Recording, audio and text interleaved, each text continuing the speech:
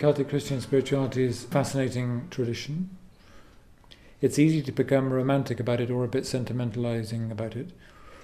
But essentially, when in 664 AD the Roman way of doing Christianity met the Celtic Christian way of doing things, the Roman way was more structured and diocesan and institutional in a good way as well as a bad way.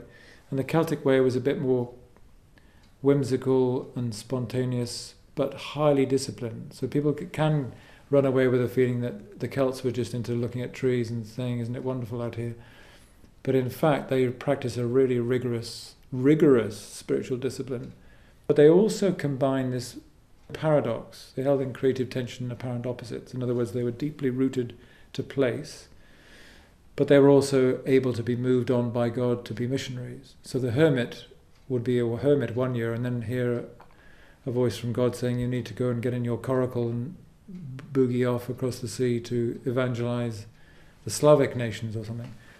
So they were not, as the Western monastic movement was, either you're a contemplative and hidden away, or you're an active. The Eastern Orthodox tradition, or the desert tradition, or the Celtic tradition said, no, you're just called to be consecrated to God, and how God wants to use you is up to God.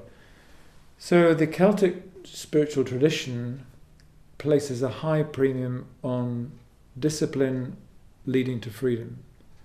So they wrote great poetry, they had a profound sense of the ordinariness of God and yet the extraordinariness of God.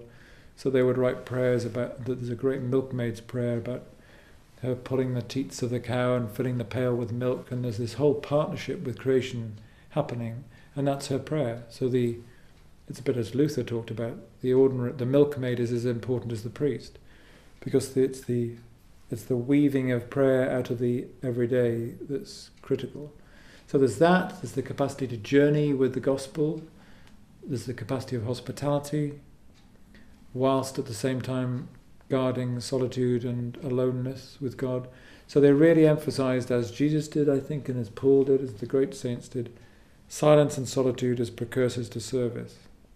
So celebration of the outside, celebration of hospitality, celebration of